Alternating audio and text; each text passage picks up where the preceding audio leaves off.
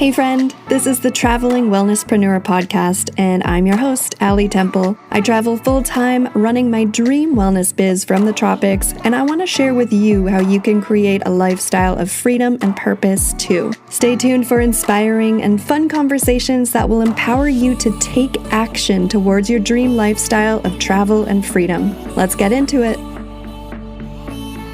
Welcome back, my friend, to the Traveling Wellnesspreneur podcast. I really enjoyed this recent conversation I had with Jessica Freedman. She is traveling around the world this year with her husband and their 2 kids. And Jessica really paints a very realistic picture of the experience that they are having and of this amazing gift that she's sharing with her 10 and 12-year-old children.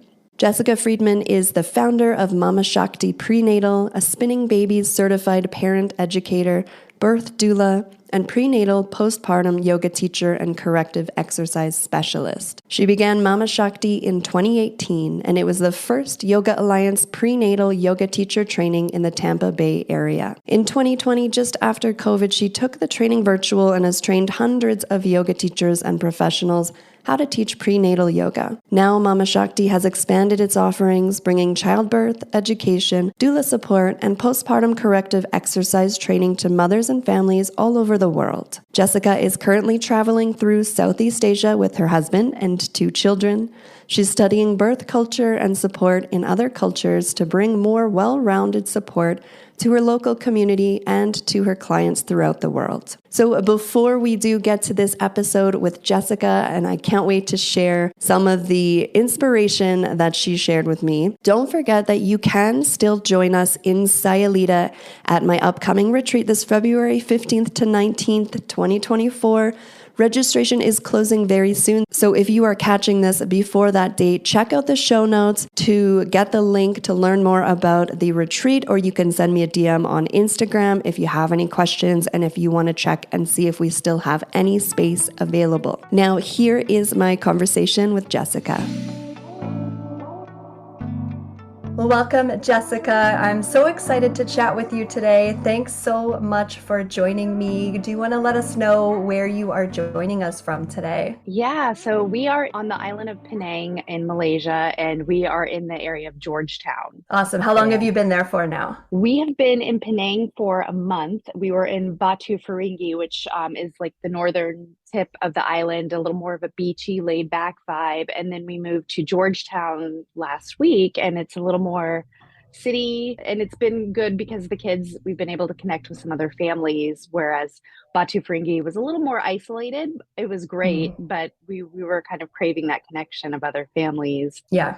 For sure. Well, I have so many questions for you around that and so much more, but just to let the listeners know, so you and I first connected earlier this year, and it was in, I think it was a Chiang Mai expats Facebook group. And I remember you were looking for yoga studios. You were doing a little research before visiting Chiang Mai. And so I've been kind of keeping an eye on your journey since then, and I'm so intrigued and inspired to hear more about your travels this year with your family, and also about your remote business and how you're juggling all of the things while traveling across the world. So before we really get into the story behind the travel, I would love to hear where you are originally from. From there, can you just paint the picture and give us a little backstory around what was your intention with your family before you started traveling? Yeah, sure. So my husband and I are native Floridians. We're actually both from Tampa. Lived there our whole lives pretty much, except we did move over to Arizona while he went to naturopathic medical school and I was in grad school for traditional Chinese medicine. And we got our kind of first taste of travel when he graduated med school. We rented an RV and traveled all around the Pacific Northwest, 9 states in 30 days with two toddlers. Wow. It Like the was, express version. oh yeah, it was something that we were like, we're good with traveling for a while. So we Yeah. like, after that experience, we took a break from travel for a while, but it was Yeah. fun, but it was a lot. And then we, just kind of moved back to Tampa to be by our family and spent the last several years there. And, this economy is a little nutty right now. And we Yeah. were renting a house for several years that we loved, but the owners had always told us, you guys can stay here as long as you want. This is an investment property for us. And then last year, when the market kind of exploded, the housing market, they're like, we're going to sell. And we were like, oh, yay. Right. So we also weren't ready to buy a house at that point because the market had just, doubled and even tripled in our area. So we looked at Hmm. each other one day and we said, well, we've always talked about traveling the world with our family.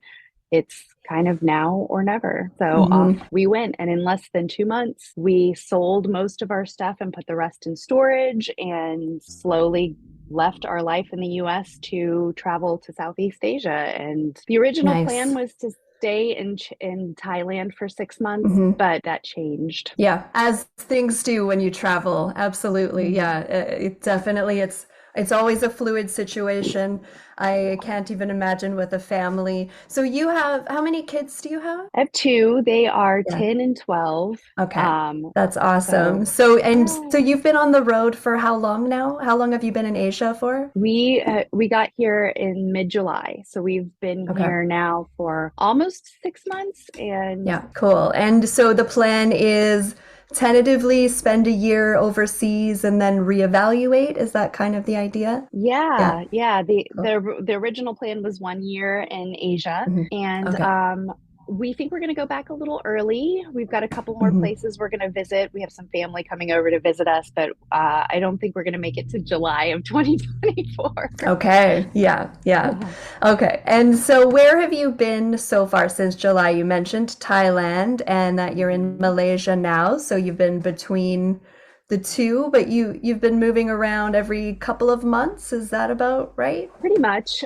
We spent 2 months in Thailand. We have moved though our Airbnbs every month Okay. because like the Airbnb hosts already had something booked for the following month, or we wanted to find something a little more comfortable. Yeah. So we've been moving every month, and I think that makes it a little harder when you don't have Yeah. one place that you're settled in. Definitely. So was the plan, because I'm always interested in like the accommodations and how to make that work. And I agree with you, it's definitely more challenging the more you move around. And have you had places where you wanted to stay longer than a month and it was not available, but you just were trying it out first to see if you liked it and going from there? Yes. Yeah. Yes, exactly. Exactly. And we've had places that we really loved, but no one place yet has had everything we've needed. So Yeah. it's been kind of a culture shock to me to realize that like kitchens in Asia don't have air conditioning. Most of them don't. Mm. Hmm. Or it's already like you're cooking, you're hot, and then Yeah. you're in this like tiny little room that doesn't have AC, and you're just like, holy moly.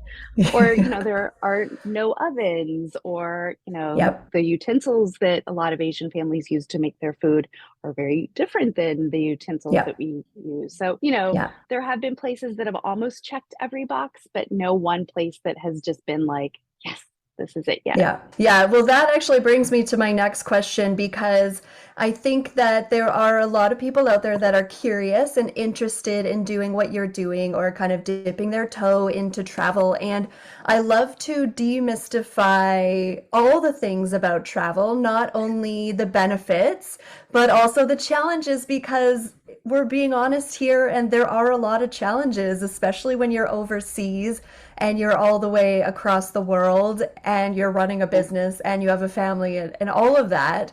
But I would Yeah. love to hear from you. Like you kind of started to mention the kitchen stuff in the rentals. Has there been anything that's been really surprising as a challenge for you that kind of stands out over the last few months since you've been away? Is there anything that you maybe expected or weren't really prepared for that you could share with us? I think, both my husband and I were very, I would call us well-traveled people. We've both been to many countries in the world, but no matter how much you've traveled on vacation or even like spending a semester abroad, we both did that in Mm-hmm. college.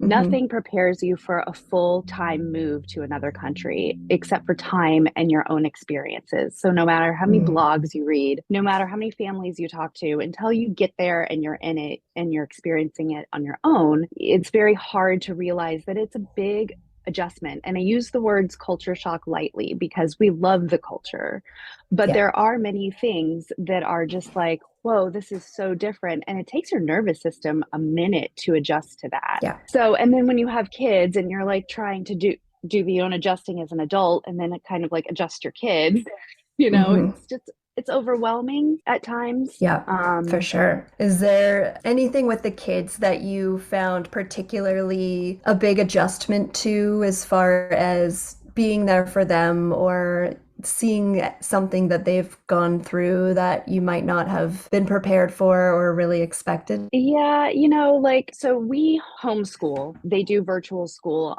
So they are guided by teachers online, but we're together pretty much 24/7. And the Hmm. togetherness, being with people 24/7 Yeah. is a lot. Hmm. So, if you're going to live abroad, putting them in school over here, though, wasn't really an option. It was out of our budget. The international schools are very expensive. Yeah. They're wonderful. We met some wonderful teachers and families from those schools, but they're just way out of our budget right now. So finding like activities with other kids for them is important. Getting them out to do physical things is important. Finding reminders of home, like when we've just had kind of an exhausting week or day, if I can give them like something that is like what I call an America Day, it Mm. is really reassuring for them. So we'll do something like go to a movie that's in English, Hmm. get some food to make that's like, reminds them of home and Yeah. just kind of have those moments to readjust and realize that it's, it is an adjustment. So Yeah, what an incredible gift that they're receiving, even though I'm sure, I mean, if I were their age, I would have no idea the impact that an experience like that would have. But yeah, that's right. amazing. It's so cool to see that you're able to give them that and to hold space for them through all of those challenges because it is hard. It's hard enough as an adult to go through those moments where you're spending 24/7 with your loved ones. And I think everyone kind of got a bit of a taste of that in 2020. Yes, yeah. Which Yeah. I'm traveling with my husband, and that was when we left, when the world was, kind of stuck at home. We kind of figured out a way to start traveling because that was when it actually made sense for us. And yeah, I Mhm. understand you really have to learn boundaries, but at the same time, I mean, as a mom, it's like you can only have so many boundaries. I imagine like you really have to just be there for your kids. So yeah, Yeah. that's incredible to be juggling all of that. It's amazing. Yeah. Yeah. Thank you. Thank you. It's important for parents to find their outlets too. So I know you and I have Yeah. talked a little bit. One of the things that I need for myself is like joining a gym, finding a Hmm. yoga studio, going places where I can connect with other adults and Yeah. build a little bit of a community, but also move my body, shift my mind. And Yeah, and that was one of my questions. What are you doing to not keep your sanity, but maintain your physical and mental health? We'll put it that way. But yeah, yeah, yeah, that's great. I love that you brought that up, and it really is something that you have to prioritize, right? If you want to keep going, like it's just a non-negotiable. So definitely. yeah, that's great that you're finding time to do those things. I guess for you it might be more so kind of separating yourself, so going out somewhere on your own, like you said, to a gym where it's kind of your own space to do your thing and find your balance there. Yeah, yeah, Yeah. I've been pretty lucky to find some friends too. So like I met Nice. a woman who was a yoga teacher in our last Mhm. building and she was traveling solo throughout Asia and just kind of teaching yoga wherever she was needed. And so she and I Mm, connected, and we would go for yeah. tea or coffee and just go walk around Kuala Lumpur together and talk. And, finding those moments. I joined a Facebook group called We Are World Schoolers. So it's other Huh? families like us, but all over the world. So, people will Hmm. chime in from different areas of the world and ask different questions to this group. And that's been supportive, even though Mm. I have met one of the families, so that was kind of neat. We've Oh, actually cool. crossed paths with one of them, but it's kind of like a support group. So even if I go to a coffee house and sit on Facebook and talk to some other families for 30 minutes, it's Yeah. helpful. Mm. Yeah. So you mentioned, so you've met people in person, which is so awesome, and Facebook groups. Would those be the two most common outlets for you as far as how you've been meeting people along the way? Yeah, I mean, social media is so powerful. You and I connected through there. And Hmm. so I really am careful how I use social media and who I connect with, because you have so much possibility, but you do have to be careful. You do have to kind Yeah. of, navigate those spaces wisely. Yes. So they can be really wonderful for you, especially if you're traveling abroad. We've met some great families, and in Kuala Lumpur, before we left, we met a world schooling family who had 3 kids about our children's age. So we went out and we did things in the city with them, and yeah, that was really fun. Oh, good. Yeah. So I would love to hear what maybe one or two of your biggest triumphs, like things that have gone really well along the way, because we know there are always going to be challenges with travel and the adapting and the constant change and all of that. Have there been one or two moments that have stood out to you where you've just kind of looked around and thought, like, yes, this is worth it? Absolutely. It's hard to find just like one or two big moments. They just Mhm. kind of come in glimpses every once in a while when I'm just very like moved. I just posted a video on my Instagram of my husband just sitting on the beach in Batu Feringhi with my kids. And it was just like such a perfect moment. I had tears in my eyes, and just Mm. watching him with them and knowing that like their friends are in school, but here's my husband sitting on a beach. We took a homeschool break that day just to go down to the beach and play for a little while. So to have those Mm. opportunities where we're like, okay, let's just go spend 30 minutes at the beach. You can't do that in your day-to-day life. Day-to-day Yeah. life back in America was very overwhelming. We were always on the go, always Yeah. doing, never being. And we've had a lot more Mm. opportunity to be here, just to be. That's been nice. That's beautiful. I think when you're in the thick of it in America or North America, kind of living the work life hustle, it's hard to even imagine being able to step back and actually just be present with everything and not be rushing off somewhere. And yeah, I agree that those are sometimes the simplest moments can be the most profound and heartwarming. So it's great to hear that you're having lots of those moments along the way. I'm sure you might even get this question already, but other families or other moms, if they're going to ask you, if they're curious and they're thinking about doing something similar to what you're doing, is there one piece of advice that you would give to them before they go, if they are considering traveling with their families? Personally, if like we were going to do this again, I would want to stay somewhere where we were going to be settled for Mm, longer than a month. So yeah, moving somewhere where we could be for at least 3 months, yeah, while we acclimated to the area. But that's very hard because, Airbnb can be a little like the pictures on Airbnb can be a little deceiving sometimes. right. So Yeah, like you want to yeah, really know the place before you commit to spending 3 months in a place. So my right. husband and I were just talking about this the other night, and he was like, if I could go see the place, or if I had a friend who had stayed there and said, yes, this place is like good enough to stay in for 3 months, then I would Mm-hmm. gladly book a place for 3 months. But that's why we've kind of been, you don't want to get it to a place where you're going to be miserable for 3 months, No, in the living no. situations. So it would be travel somewhere, but for your first place, try to stay for a few months so you can acclimate and adjust, and your nervous system has time to take a breath, and then pack light.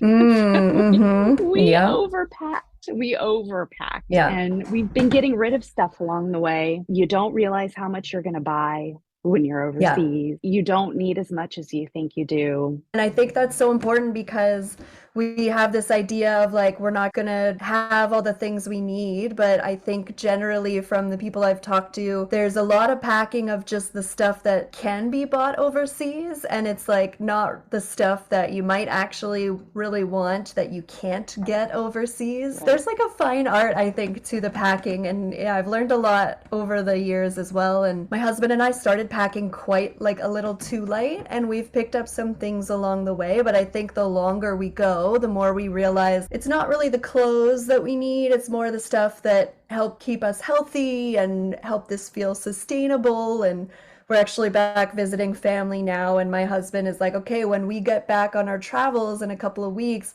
now he's talking about bringing a kitchen knife with him, and you get the kitchen stuff, right? Yeah. Oh my gosh. It's so Yeah. funny you say that. I went to Mr. DIY yesterday to buy 2 knives because Yeah. the knives in this kitchen are so dull. I've almost like Yeah. cut a finger off, because I'm like Yeah. pressing down so hard. Yes. Yeah. Yeah. So We I get totally that. get that. I totally get that. Yeah, there's a lot that you do learn, but that's great advice to pack light. And the 3-month rule is great as well. I like that. You are also running a successful business on the road on top of everything. And I would love to hear a little bit about MamaShakti and what do you specialize in and why did you choose to focus on this for your business? I started teaching yoga in the early 2000s and became certified in very early 2000s before there were like yoga teacher training schools anywhere. There was only a Hmm. couple in the entire United States. So right after I became certified, my studios were like, can you teach prenatal yoga? And there were no certifications yet for prenatal yoga anywhere. So I Mm. was like, sure, why not? I have a background in fitness and training and personal training and stuff. So I had some knowledge of working with pregnant bodies. And then about a year later, I finally found a prenatal yoga teacher training Wow. that I could get certified through. I work with pregnant moms and birthing moms and postpartum moms and moms who are trying to conceive. So my business has just kind of evolved from working solely with people to help them feel better during pregnancy to let's get you ready for birth and let me hold your hand through birth. So I've transformed into a birth doula and childbirth Mm. educator. And then how can I help you adjust to life as a new mom? In 2022, I really attended a lot of births and I was kind of getting burned out because I was attending births not from the moms, not from the babies, but from the situations that were happening in the hospital. Mm. Moms having to fight so hard against the system to have the kind of birth that they wanted, and it was very frustrating.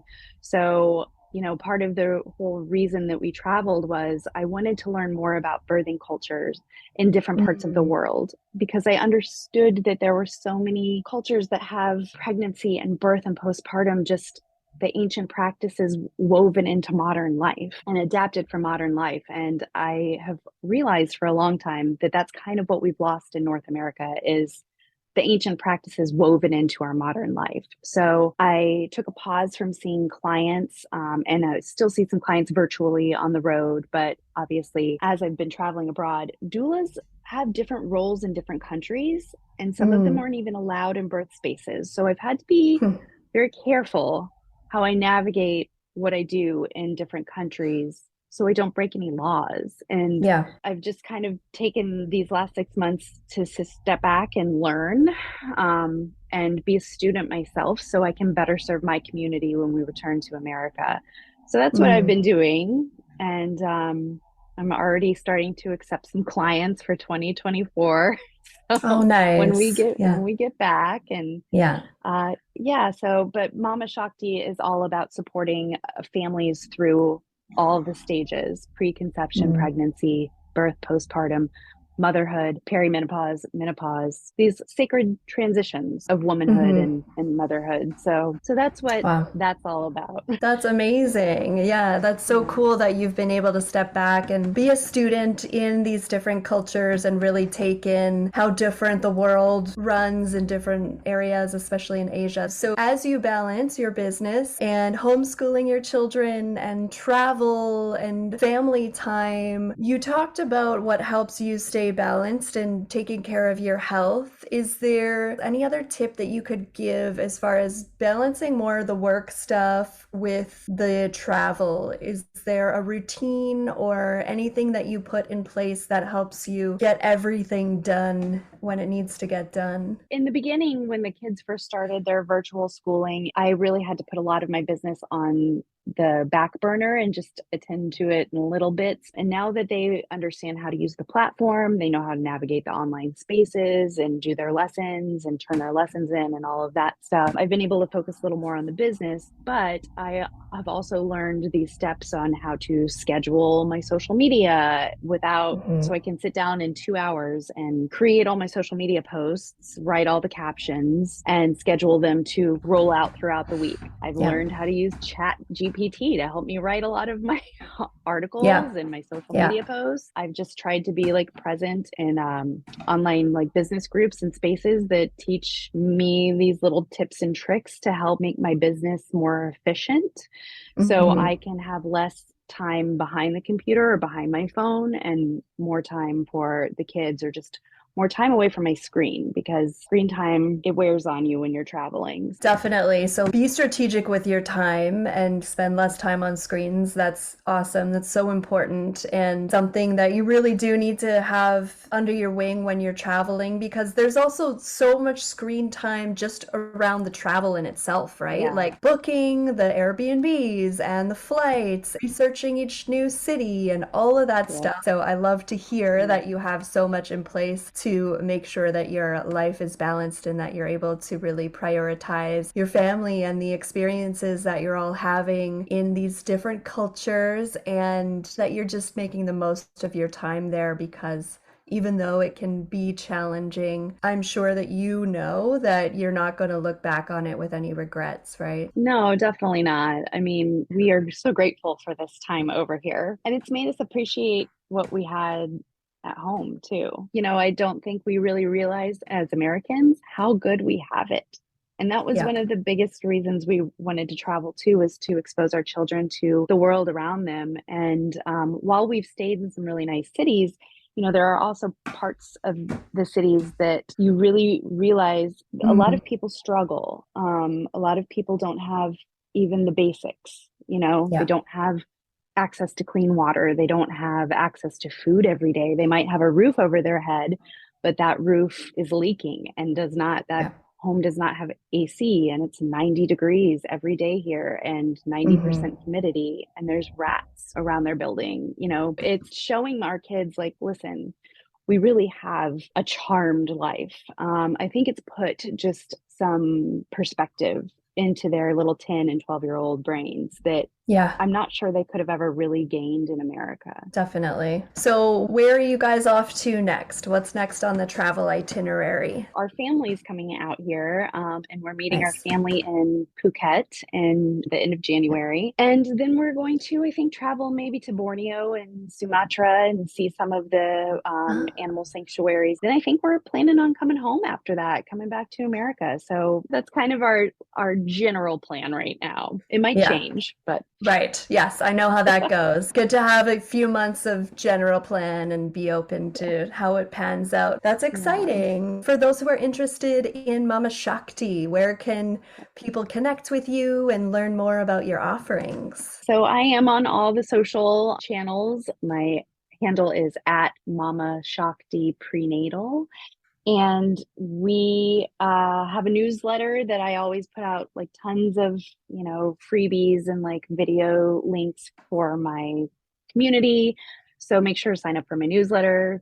That's the best way to stay in touch with me and to see my schedule. So when I become available again for, Hmm. support, I make sure to update the community. Great. Yeah, well, we'll link those in the show notes. And Jessica, thanks again so much for joining me today and sharing a little bit of your journey overseas. It's been lovely to get to know you and hear a little bit more about that. And take care. Enjoy the rest of your journey, and let's keep in touch. I'd love to chat with you more soon. Absolutely. Thank you, Allie. Have a great day.